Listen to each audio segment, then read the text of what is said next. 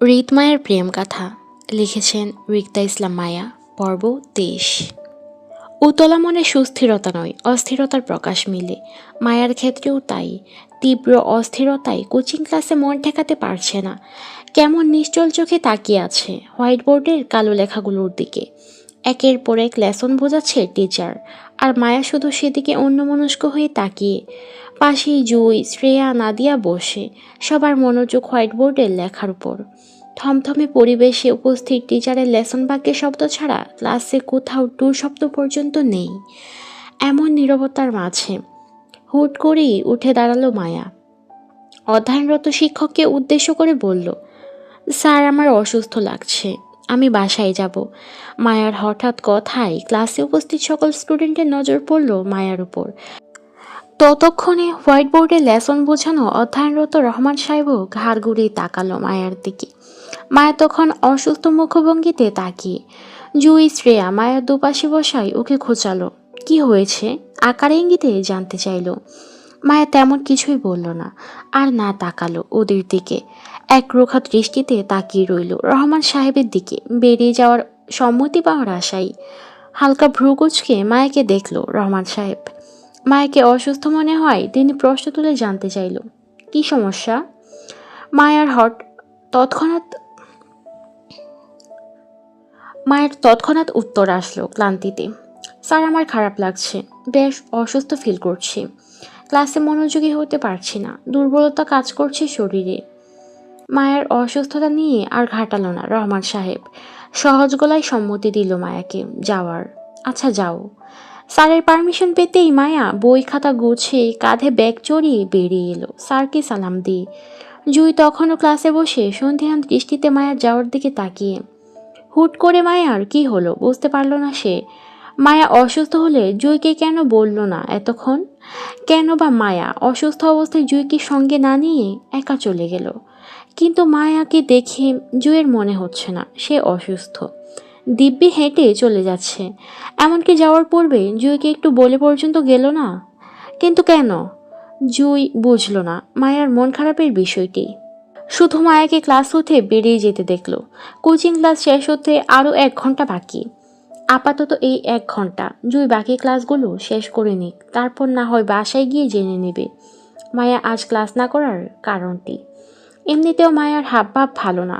বড় কিছু হওয়ার আগে বাসায় গিয়ে যেভাবেই হোক আরিফের কানে তুলতে হবে বিষয়টি। ক্লাস পুনরায় কন্টিনিউ হতে জুই সেদিকে তাকিয়ে মনোযোগী হলো। মায়া ততক্ষণে কোচিং সেন্টারের বিল্ডিং হতে বেরিয়ে রাস্তায় নামলো। এদিক সেদিক তাকিয়ে হাঁটা ধরলো বাসার রাস্তার দিকে। আজ আর অটো রিক্সা কিছু নিল না, কারণ সামনে ওর বিশেষ একটা কাজ আছে। আর এই কাজের জন্যই তো মায়া স্যারকে মিথ্যা বলে ক্লাস মিস দিল। ওহো, আসলে মিথ্যা নয়, সত্যি মায়া অসুস্থ, তবে শারীরিকভাবে নয়, মানসিকভাবে। সেই মানসিক যন্ত্রণার জন্য মায়া কোনো কিছুতেই মন টিকছে না। মায়া ফুটপাত ধরে হেঁটে হেঁটে রাস্তার মোড়ে আসলো। অনুসন্ধানী চোখে এদিক সেদিক তাকালো। আজ দুপুরে তো হৃদের সঙ্গে মায়ার এদিকটাই দেখা হয়েছিল। এখন আসিফদেরও এদিকটাই কোথাও পাওয়া যাওয়ার কথা। মায়া হেঁটে আরও একটু সামনে এগোলো। আশেপাশে হৃদ বা আসিফ কাউকে দেখল না।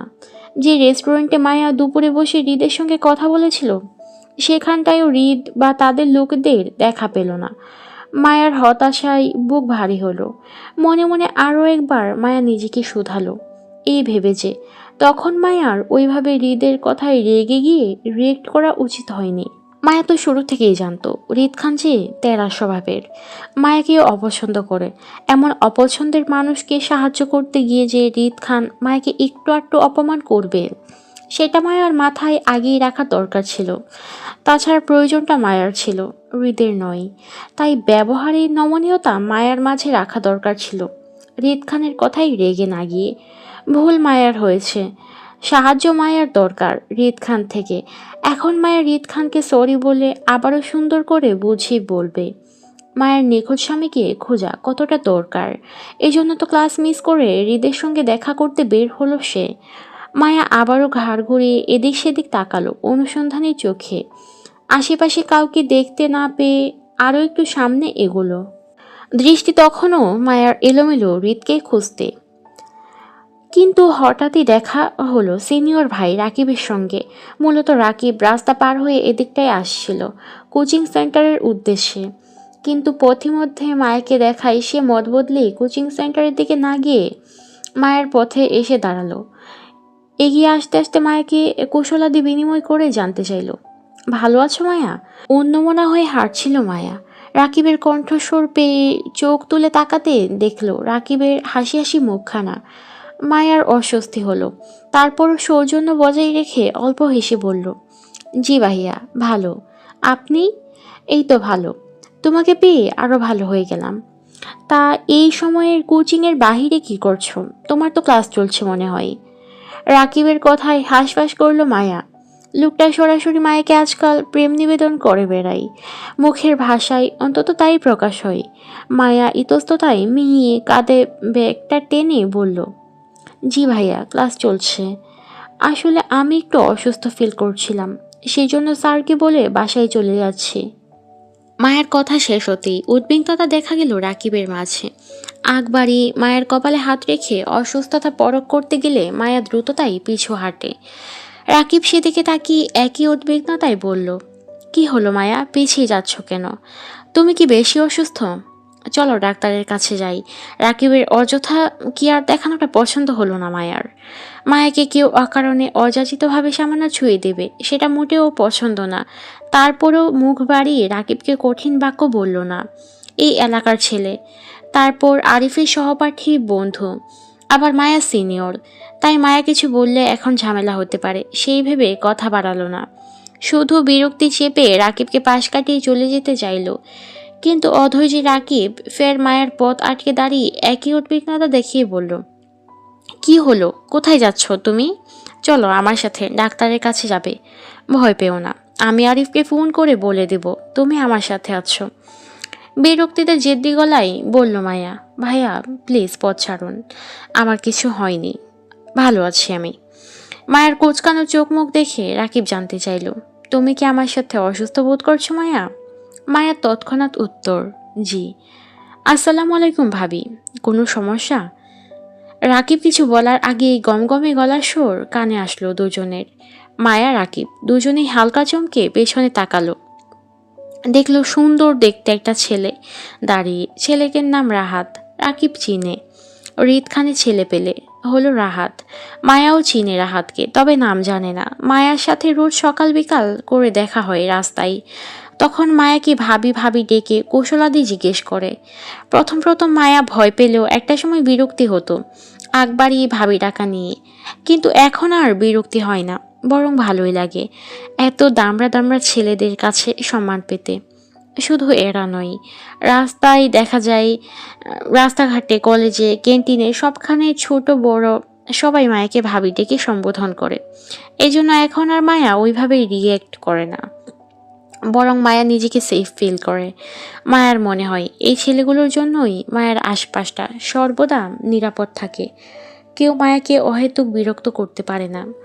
যদিও বা কেউ মায়াকে ডিস্টার্ব করতে আসে, তাহলে দেখা যায় তার কিছুক্ষণের মধ্যেই রাহাতের মতন একটা না একটা ছেলে হাজির হবে সেখানে, আর মায়াকে ভাবি ভাবি ডেকে সম্মান দিয়ে ওই ছেলেকে সঙ্গে নিয়ে লাপাত্তা হয়ে যাবে তখনই। এতে মায়ার সুবিধা হয়, এখন আর বাজে কোনো পরিস্থিতির মুখে পড়তে হয় না মায়াকে এদের জন্য। সেই জন্য মায়াও নিজেকে সবার জাতির ভাবি বলেই মনে করে। যে জাতির ভাইয়ের জন্য মায়াকে ভাবি ডাকা হোক না কেন, সেই জাতির ভাই তো আর মায়াকে ডিস্টার্ব করছে না। সেই জন্য মায়াকে এই দামড়া দামড়া ছেলেপেলেদের ভাবি ডাকা নিয়ে আপত্তি নেই, বরং ডাকুক, এতে লাভ মায়ারই। এই যেমন এখন মায়াকে সিনিয়র ভাই রাকিবের হাত থেকে বাঁচাতে হাজির হলো এই ছেলে। এতে মায়ার সেই জাতির ভাইকে মনে মনে একটা ধন্যবাদ দিতে মন চাইছে। যদিও কখনো জাতির ভাইকে সামনে থেকে মায়া পায়, তাহলে অবশ্যই একটা ধন্যবাদ দিবে। মায়া রাহাত ছেলেটার মুখের দিকে তাকিয়ে হাসলো, বেশ সৌজন্যতা দেখিয়ে বলল, ওয়ালাইকুম সালাম ভাইয়া, আপাতত একটু সমস্যায় আছি বলতে পারেন। মায়ের কথায় রাহাত এগিয়ে আসলো। রাকিব চোখ ঘুরিয়ে মায়ের দিকে তাকালো তীক্ষ্ণ দৃষ্টিতে। রাহাত ভাবি ডাকছে। মায়া সেইটাকে স্বাচ্ছন্দ্য বোধ করে জবাব দিচ্ছে, আবার নিজের সমস্যার কথাও বলতে চাচ্ছে বলে ব্যাপারটা রাকিবের ভালো লাগলো না। সে অসন্তুষ্ট চোখে মায়ের দিকে তাকিয়ে রাহাত ততক্ষণে মায়ার সামনে দাঁড়িয়ে রাকিবকে সরাসরি দেখে মায়ার দিকে তাকালো। ব্যবহারে নমনীয়তা দেখে সম্মান দিয়ে বলল, জি ভাবি, আমাকে বলুন কি সমস্যা, আমি আপনাকে হেল্প করছি। রাকিবকে আর চোখে এক পলক দেখে মায়া রাহাতের কাছে সরাসরি বলল, আসলে তেমন কিছু না, আমি আসিফ ভাইদের খোঁজ করছিলাম, আশেপাশে কোথাও দেখছি না, তাই আপনাকে জিজ্ঞাসা করলাম। আসলে আমার হৃদ ভাইয়ার সাথে একটা জরুরি কাজ ছিল, এখন ওনাকে কোথায় পাওয়া যাবে বলতে পারেন? সন্দিহান দৃষ্টিতে তাকিয়ে রাকিব মায়ার কথার পৃষ্ঠে প্রশ্ন করে জানতে চাইল, তোমার হৃদ ভাইয়ের সাথে কি কাজ? রাকিবের কথাই মায়া বিরক্তি নিয়ে কিছু বলবে, তার আগেই ছটপট উত্তর করলো রাহাত। বলল, ভাবি, ভাই তো আমাদের সামনেই আছে, ওই যে কালো থাই গ্লাসটা দেখছেন, এটার পেছনে ভাই বসে আছে। এটা হৃদ ভাইয়ের বাবার অফিস। এখন ভাই এখানেই আছে, কালো গ্লাস হওয়ায় আপনি দেখতে পাচ্ছেন না, তবে আমাদেরকে ভাই সরাসরি দেখতে পাচ্ছে গ্লাসের ওপাশ থেকে। আপনি ভিতরে যান, ভাইকে সেখানে পাবেন। বিস্ময় মায়া ঘাড় ঘুরে তাকালো কয়েক কদম দূরে রাস্তার পাশে বড় থাই গ্লাসের উপর। সূর্যের আলোয় ভেতরকার মানুষজন দেখা যাচ্ছে না, তবে ভিতরে বসে থাকা মানুষগুলো যে অনায়াসে মায়েদের দেখতে পাচ্ছে সেটা বেশ বুঝতে পারল মায়া। হঠাৎ মায়ার ধ্যান ভাঙল রাহাতের পরবর্তী কথাই। রাহাত এগিয়ে এসে রাকিবের এক বাহু ঝাপটে জড়িয়ে ধরতে ধরতে বলল, আরে রাকিব ভাই, তোমার সাথে আমার অনেক দিন ধরে গল্প হয় না, তুমি আমার সাথে চলো, আজ আড্ডা দিব। এখানে দাঁড়িয়ে কি করবে, চলো চলো। রাহাত কথাগুলো বলতে বলতে রাকিবের হাত টেনে টুনে জোরপূর্বক নিয়ে গেল নিজের সাথে। রাকিব তখনও মায়ের দিকে তাকিয়ে বলছে নিজের খেয়াল রাখতে। মায়া রাহাত চলে যাওয়ার দিকে তাকিয়ে মনে মনে কৃতজ্ঞতা প্রকাশ করলো। চাপা শ্বাস ছেড়ে কাঁধের ব্যাগটা আর একটু টেনে ফুটপাত ছেড়ে কয়েক কদম এগিয়ে দাঁড়ালো থাই গ্লাসের দরজার সামনে। মায়ের টোকা দেওয়ার আগেই ভিতর থেকে আসিফ দরজা খুলে 32 পাটির দাঁত দেখিয়ে হাসলো। মায়া আসিফের হাসি হাসি মুখখানার দিকে তাকিয়ে বলল, ভাইয়া, আপনাদের সাথে কথা ছিল। হৃদ ভাইয়া কি ভিতরে আছেন? জি আপু, আসুন। আসিফ দরজা ছেড়ে দাঁড়াতে মায়া পাশ কাটিয়ে ভিতরে ঢুকতেই মুখোমুখি হলো হৃদের তীক্ষ্ণ প্রখর রোদের দৃষ্টির সঙ্গে। কেমন একঘেয়েমি কটমট করে তাকিয়ে মায়ার দিকে। মায়া হৃদের শক্ত দৃষ্টিতে থতমত খেয়ে বসল। ভাবলো অসময় চলে আসায় হয়তো হৃদ রেগে গেছে, কিন্তু মায়ার কথা বলাটা জরুরি ভেবে নিজেকে সাহস দিল। কয়েক কদম হেঁটে হৃদের টেবিলের সামনে দাঁড়াতে দাঁড়াতে সালাম দিয়ে বলল, আসসালামু আলাইকুম ভাইয়া। হৃদ উত্তর করল না, বরং দৃষ্টিতে তীক্ষ্ণতা তেজ বাড়ল মায়ার। মুখটাও কেমন শক্ত চোয়ালের দেখালো হৃদের। মায়া বুঝলো হৃদ হুটহাট রেগে যাচ্ছে, কিন্তু কেন? মায়া অনাকাঙ্ক্ষিত উপস্থিতিতে নাকি অন্য কোনো কারণ? হয়তো মায়ার অসময় উপস্থিতির জন্য বিরক্ত। দুপুরের দিকে তো হৃদ মায়াকে অপমান করেছিল, আর তাতে মায়া রেগে মেগে উল্টাপাল্টা জবাব দিয়েছিল, আর হৃদ খানের সাহায্য চাইবে না বলে কড়া কথাও শুনিয়েছিল। এখন আবার মায়াকে হৃদ খানের দুয়ারে আসতে দেখে হয়তো মায়ার উপর রেগে যাচ্ছে। মায়া হৃদের রাগ শান্ত করতেই হাঁসফাঁস করে মিনমিন গলায় বলল, আই এম সরি ভাইয়া, আসলে আমি তখন আপনার সাথে ওইভাবে রেগে কথা বলা উচিত হয়নি, আমার ভুল হয়েছে, এই জন্য আমি আবারও সরি, আমাকে ক্ষমা করে দিন ভাইয়া। মায়ের কথার মাঝেই শোনা গেল হৃদের শক্ত তেজি গলার স্বর, আসিফ বাইরে যা। জি ভাই। মায়ের চমকে পিছনে তাকাতেই দেখলো আসিফ ততক্ষণে দরজার বাহিরে চলে গেছে এবং থাই গ্লাসটা টেনে বাহির থেকে বন্ধ করে দিচ্ছে। মায়া ঘাবড়ে গিয়ে সামনে হৃদের দিকে তাকালো। হৃদ তখনও মায়ের দিকে একইভাবে তাকিয়ে। মায়া তাকানোতে চোখাচোখি হলো দুজনের। মায়া দৃষ্টি নত করলো ভয়ার্ত মুখে, আর চোখে আশেপাশে তাকালো। বিশাল অফিস কক্ষ জুড়ে মায়া আর হৃদ ছাড়া অন্য কেউ নেই। মায়া হঠাৎ অজানা ভয়ে গলা শুকিয়ে এলো। একা একটা মেয়ে হয়ে একটা ছেলের সঙ্গে এইভাবে দেখা করতে চলে আসাটা মায়ার ঠিক হয়নি ভেবে আরও ভয়ার্ত হলো। এখন চলে যাওয়াটা মায়ার ঠিক হবে কিনা তাও ভাবলো। যদি হৃদের মতিগতির নিকট ভালো না থাকে, তাহলে টেবিলের উপর কাছের গ্লাস দিয়ে হৃদের মাথা ফাটাবে বলে মনে মনে ঠিক করে নিল। ভয়ার্ত ভাবুক মায়ার ধ্যান ভেঙে শোনা গেল হৃদের স্বর, আমার রুচিতে পচা ধরেনি যে আপনার প্রতি ইন্টারেস্ট দেখাবো, অহেতুক ভয় পাওয়া বন্ধ করেন। হৃদ খানের টেস্ট এত নিচু নয় যে আপনার মতন মেয়ের প্রতি রুচি দেখাবে। যার স্বামী থাকা সত্ত্বেও রাস্তায় বয়ফ্রেন্ড নিয়ে ঘুরে বেড়ায়, এমন একাধিক পুরুষে আসক্ত নারীরা। আর যাই হোক, হৃদ খানের রুচিতে অন্তত পড়ে না তারা। হৃদের কথার অপমানে মায়ার গায়ে কাটা দিয়ে ওঠে রাগে। মায়া একাধিক পুরুষে আসক্ত নারী, এমন অপমানজনক কথা মায়াকে ওর জীবনেও কেউ বলেনি। ঘৃণায় মায়ার শরীর জ্বলে উঠল। এত সময় ধরে হৃদ খানকে নিয়ে মনের ভিতরকার অজানা ভয়টা যেন মুহূর্তে কেটে গিয়ে তীব্র রাগ ভর করলো মায়ার শরীরে, কিন্তু তারপরও বোকামি করলো না। আর না দুপুরের মতন রেগেমেগে আগুন হয়ে হৃদকে অযাচিত কিছু বলতে চাইল, যেটা মায়ের জন্য ওই মুহূর্তে ভালো হবে না বলে মনে করলো। কারণ হৃদের থেকে সাহায্য চাই, তাই ব্যবহারের নমনীয়তা মায়ার দরকার। হৃদ খান তো তেরা স্বভাব দেখাবে, সেটাই স্বাভাবিক, কিন্তু মায়া আপাতত নিজের আত্মসম্মান সাইডে রেখে হৃদের সঙ্গে ভদ্র ভাষায় কথা বলতে হবে। তবে একবার যদি মায়া নিজের নিখোঁজ স্বামীর খোঁজ পেয়ে যায় হৃদ থেকে, তাহলে এই জীবনেও আর সে হৃদ খানের সামনে দাঁড়াবে না। তখন হৃদ খান তার রাস্তায় আর মায়া নিজের রাস্তায়। মায়া নিজের রাগ চেপে স্বাভাবিকভাবেই হৃদের শক্ত হয়ে থাকা মুখটার দিকে তাকিয়ে এগিয়ে এসে ধূপ করে হৃদের মুখোমুখি টেবিলের সামনে চেয়ারটা টেনে বসলো। কাঁধের ব্যাগটা টেবিলের উপর রাখতে রাখতে হৃদের কথার পৃষ্ঠে সৌজন্যে হেসে বলল, কি যে বলেন না নেতা সাহেব, কোথায় আপনি আর কোথায় আমি? আপনি হলেন একজন অসাধারণ টাকা পয়সাওয়ালা বড়লোক মানুষ, আমি হলাম অতি সাধারণ একজন দরিদ্র পরিবারের মেয়ে। আপনার রুচিতে আমাকে পড়লে হবে বলুন? আপনার সাথে আমার যাই, আমার সাথে যাই আমার লেভেলের কোনো মধ্যবিত্ত পরিবারের অতি সাধারণ কোনো যুবককে। আমার ধরার হলে সেই টাইপের কাউকেই ধরবো, তারপরও আপনার ইন্টারেস্টে আসার মতন স্পর্ধা দেখাবো না। আচ্ছা যাই হোক, আপনাকে একটু জ্বালাতে চলে আসলাম। যদিও আমার উপস্থিতিতে আপনি বিরক্ত বোধ করছেন, তারপরেও এই মুহূর্তে আপনাকে ছাড়া আমি দ্বিতীয় কোনো অপশান খুঁজে পাচ্ছি না বলেই বাধ্য হয়ে চলে আসলাম। আসলে আপনার কাছে আমার গোপনীয়তার বিষয়টি ইতিমধ্যে প্রকাশ পেয়ে গেছে, যেটা আপনি ছাড়া আর আমার পরিবারের বড়রা আর কেউ জানে না। সেই জন্য আপনাকে ছাড়া এই মুহূর্তে আমি দ্বিতীয় কোনো পথ দেখতে পারছি না যে আমাকে আমার নিখোঁজ স্বামীর খোঁজ দিতে পারবে। আপনার তো অনেক ক্ষমতা, অনেক দাপট, আপনি চাইলেই আমার সমস্যাটি সহজেই সমাধান করে দিতে পারবেন। আসলে আমার এত তাড়াহুড়া করার কারণ হলো ওই যে তখন আপনি এই থাই আঙ্গুল দেখিয়ে বলল গ্লাসটার দিকে রাস্তায় আমার সাথে একটা ছেলেকে দেখছিলেন না, উনার নাম রাকিব, আমার বয়ফ্রেন্ড। লোকটা আমাকে প্রচুর ভালোবাসে, বিয়েও করতে চাই, কিন্তু আমি করতে পারছি না।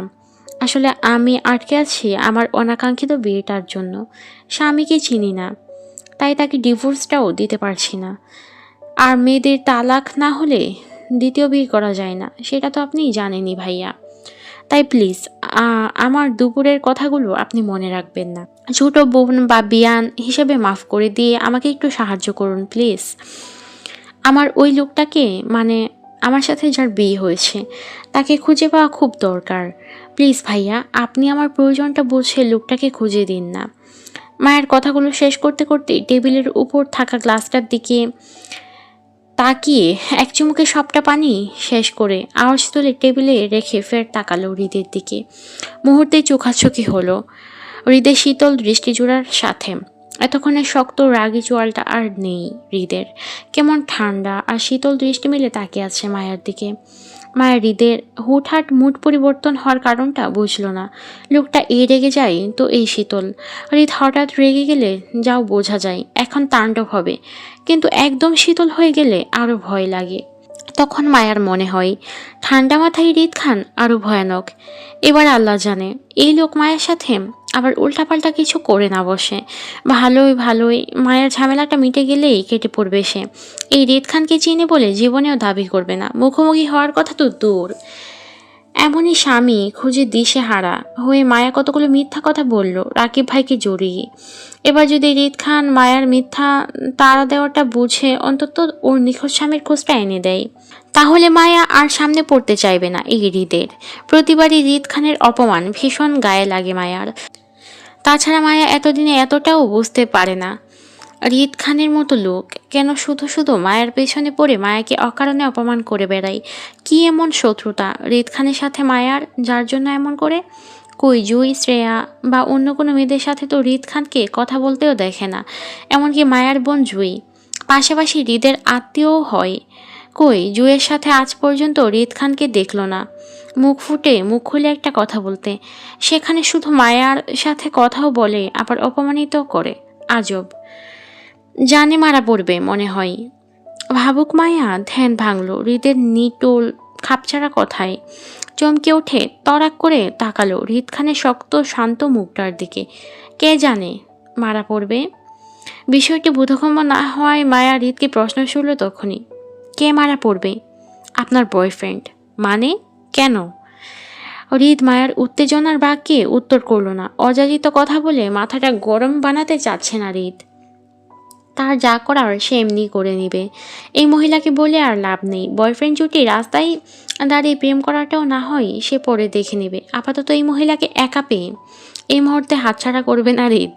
সুযোগের সদ্ব্যবহারটাও সে করবে। কাল রাত অবধি হৃদের মনে হয়েছিল বউ তার প্রেমে দিশেহারা হয়ে তাকে খোঁজাচ্ছে, কিন্তু আজ দুপুর থেকে হৃদের মনে হচ্ছে বিষয়টা উল্টো। তার ধারণা হয়তো ভুল ছিল। বউ তাকে ভালোবেসে খুঁজছে না, বরং ডিভোর্সের আশায় তাকে চাই। আবার বলছে বয়ফ্রেন্ডকে বিয়ে করবে।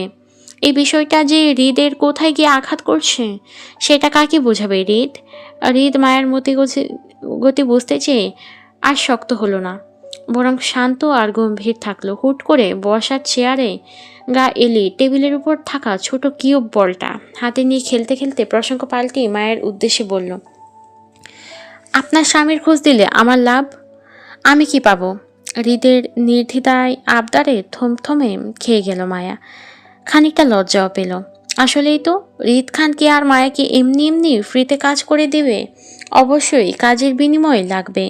তাহলে মায়া কেন এতক্ষণ যাব টাকা পয়সার কথা ভাবেনি? কেন মায়ের মাথায় আসেনি দুনিয়াতে ফ্রিতে কোনো কিছু হয় না টাকা ছাড়া? ভাবলেও বা কি, মায়ের কাছে তো টাকা পয়সা নেই।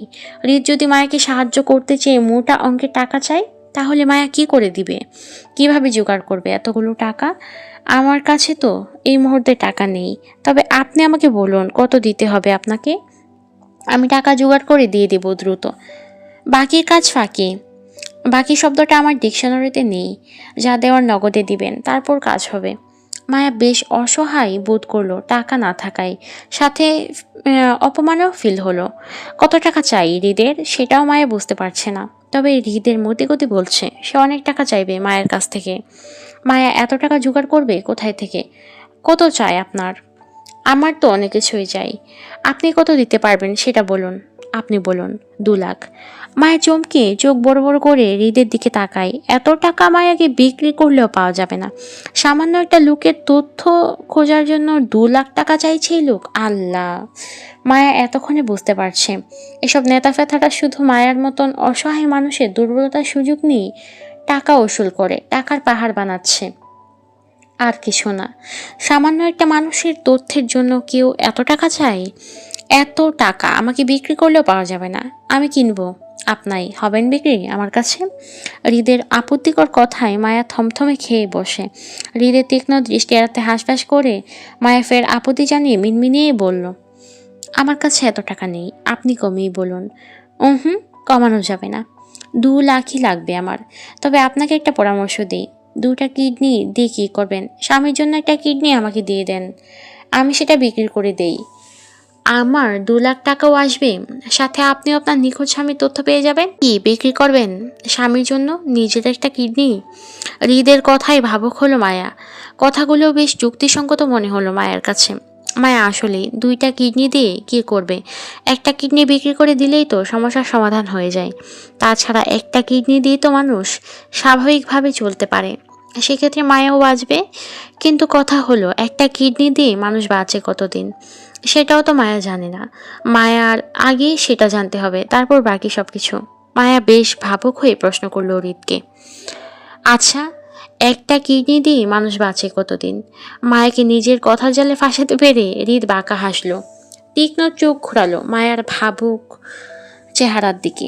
দীর্ঘ সময় নিয়ে হাতের মুঠোয় চেপে রাখা কিউব বলটা এবার টেবিলে রাখলো, আর তাতে ছোট শব্দ হলো। কিউবটা টেবিলের উপর রাউন্ড তুলে মায়াকে বলল, এই ধরেন অর্ধাবধি বছর বাঁচবেন। যেখানে 60 বছর বাঁচতেন, সেখানে একটি কিডনি দিয়ে 30 বছর বাঁচবেন। তবে 30 বছরও কিন্তু কম না, হ্যাঁ, অনেক দিন কিন্তু। তাই স্বামীর জন্য একটা কিডনি বিক্রি করা যায়, কি বলেন? হৃদের কথায় তৎক্ষণাৎ মত বদলায় মায়া, আপত্তি করে বলল, হুম, তাহলে কিডনি দেওয়া যাবে না। Kidney planning cancel. অন্য কিছু বলেন থাকলে। কেন, মত বদল করলেন নাকি? এখন আর স্বামী লাগবে না? হুম, স্বামীকে অবশ্যই চাই, তবে নিজের জীবনের বিনিময়ে নয়। আমার সংসারের পরনারী চাই না। দেখা গেল তাকে খুঁজতে গিয়ে একটা কিডনি আমার চলে গেল। বাকি এক কিডনি নিয়ে স্বামীর সাথে 30 বছর সংসার করার পর আমি মারা গেলে সে বাকি 30 বছর পার করার জন্য ধেই ধেই করে আরেকটা বিয়ে করে নেবে। আমি যে তার জন্য জীবন দিলাম সেটা দেখবে না। সব পুরুষ মানুষ একই হয়, এদের বুড়ো বয়সেও কুরাক ডাক দেয়। তার জন্য স্বামীদের বিশ্বাস করতে নেই, আমিও করব না। সেই জন্য অল্পতে আমাকে মরলে চলবে না। আমি মরলে আমার জায়গায় তার জীবনের ঠিক আরেকজনের জায়গায় হবে। আমি যে তাকে খুঁজতে গিয়ে নিজের আয়ু কমালাম সেটা সে আর দেখবে না, বরং সে দেখবে তার নতুন বউ, এবং আমাকে ভুলে দিব্যি সে সুখে সংসার করবে। আর সমাজ দেখানো অজুহাত তো দিবেই, আমাদের ইসলামী শরীয়তে 4টা বিয়ের বিধান আছে বলে। সেজন্য তার বউ নেই বলে সে আরেকটা বিয়ে করেছে। আমি জীবিত থাকা অবস্থায় দ্বিতীয় বিয়ে করেনি, এমনটা বলে আলগা পিড়ি তো দেখাবে। এই জন্য কিডনি প্ল্যানিং ক্যান্সেল। এর চেয়ে ভালো আমি বরং 2 কিডনি নিয়ে জীবিত থেকে স্বামীর উপর নজর রাখি। মরে গেলে তো সব শেষ। মায়া লম্বা চওড়া কথা হৃদে হতভম্ব হয়ে গেল। সে কখনো ভাবেনি মায়া এতটা গভীরে ভাবে। দুজনের পরিচয় এখনো হয়নি, অথচ না দেখেই হৃদকে সন্দেহ তালিকায় ফেলে দিল তার বউ। তাছাড়া এই মেয়ের কথাই স্পষ্ট, সে স্বামী সংসার করতে চায়। হৃদ বাজিয়ে দেখবে একটু, সংসার করতে চাও? অন্যমনস্ক হওয়া হৃদের কথা প্রথমবারের বুঝল না মায়া। জি, সংসার করতে চান স্বামীর সাথে? মায়া হাঁসফাঁস করে দৃষ্টি করল হৃদের দিকে। হৃদ মায়ের দিকে তীক্ষ্ণ দৃষ্টিতে তাকিয়ে থেকে বুঝল হৃদকে উত্তরটা দিতে সংকোচ বোধ করছে মায়া। সেই জন্য হৃদ মায়াকে অভয় দিয়ে বলল, নির্ভয়ে বলেন, আমি কাউকে বলবো না। মায়ের ছোট সম্মতিতে হৃদের ভিতর কাঁপল। সেই কম্পন শক্তপোক্ত হতেও দেখা গেল। সেই যার তোপে হাতের মুঠোয় থাকা বলটা বেখেয়ালির ছুটে ফ্লোরে পড়ল শব্দ করে। হঠাৎ শব্দে কেঁপে উঠল মায়া। বলটা ঘোরাতে ঘোরাতে কক্ষে এক পাশে গিয়ে ঠেকল। মায়া সেদিকে এক পলক তাকিয়ে হৃদের দিকে তাকাতে চোখাচোখি হলো হৃদের ঘোলাটে অদ্ভুত দৃষ্টির সাথে। মায়া শরীরে কাটা দিল হৃদের অদ্ভুত দৃষ্টিতে চোখাচোখি হতে। মায়া দৃষ্টি নত করল। হৃদ সেইভাবে জিজ্ঞাসা করল, আপনি যে বললেন আপনার স্বামী পূর্ব বিবাহিত? উনি মিথ্যা বলেছেন আমায়, উনার কোনো বউ নেই। কি করে বুঝলেন? আমার বিশ্বাস সে বিবাহিত না। আপনার বিশ্বাস মিথ্যাও তো হতে পারে, হবে না। এতটা কনফিডেন্স? না, আত্মবিশ্বাস। যদি লুকটা খারাপ হয়, খারাপ হবে ভেবেই গ্রহণ করেছি তাকে। হৃদ আর কিছু বলতে পারল না। তার বুক কাঁপছে, প্রচণ্ড কাঁপছে। হয়তো না চাইতেও অনেক কিছু জেনে গেছে তাই। মায়ার উপর অনেকক্ষণ দৃষ্টি মিলে চেয়ে থাকলো একই ভাবে। তারপর হুট করে বলল, তাহলে এক কাজ করেন, আপনার জায়গায় আপনার স্বামীর একটা কিডনি দিয়ে ডিল ডান করেন। কি বলি? তাকে খুঁজে পেলে তার একটা কিডনি না হয় আমি রেখে দেব, এবং সে 30 বছর পর মারা গেলে তখন না হয় আপনি আমাকে বিয়ে করে নিলেন। কি বলেন? এতক্ষণ যাবৎ হৃদের সহজ ভাষায় মায়াও নরম হয়েছিল, কিন্তু হৃদের হঠাৎ আগের ভঙ্গিতে ফেরাতে মায়া হতাশ হয়, সেই সাথে বিরক্ত হয়। আশ্চর্য, মায়ের স্বামী মরলে এই লোককে কেন বিয়ে করতে যাবে? এই লোক আসলো কোথা থেকে আবার? আপনাকে কেন বিয়ে করব? তো কি করবেন? পরকীয়া চালাবেন আমার সাথে? বাজে কথা কেন বলছেন? পরকীয়া করব? আপনার স্বামীর প্রতি দরদ দেখে আমার আপনার প্রতি একটু একটু ইন্টারেস্ট জাগছে। আপনাকে বিয়ে করা তো সম্ভব না, তবে পরকীয়া চালাতে সমস্যা নেই। ঘরে আপনার জামাই থাকবে, সেই ঘরে আমারও বউ থাকবে। রাতে জামাইকে সময় দিবেন আর দিনে আমাকে। পরকীয়া সম্পর্কগুলো তো এমনই হয় নাকি? তারপর আপনার স্বামী যখন মারা যাবে তখন একেবারে না হয় আমাকে বিয়ে করে নিলেন। কি করবেন বিয়ে আমাকে? অসম্ভব। মায়ের নাক মুখ চিটকে বলা কথাটাতে হৃদ হাসলো। মায়াকে উদ্দেশ্য করে ফুরফুরে মেজাজে বলল, কি জানি অসম্ভব কিনা, তবে আমার কেন জানি মনে হচ্ছে আপনার ইজ্জত আমার ইজ্জত, আমার ইজ্জত আপনার ইজ্জত টাইপ সম্পর্ক আছে। তাই আমাকে বেশি ভাই ভাই না ডেকে পরকীয়া স্বামীও ডাকতে পারেন, আমি মাইন্ড করব না। হৃদের অসভ্য কথায় মায়া আর বসে থাকতে পারল না। ঠাস করে উঠে কিছু না বলে চলে যেতে নিয়ে পেছনে ডেকে হৃদ ফের বলল, রাগ দেখালে তো হবে না ম্যাডাম, কাল সকালে আপনাকে আবারও হাজিরা দিতে হবে এখানে।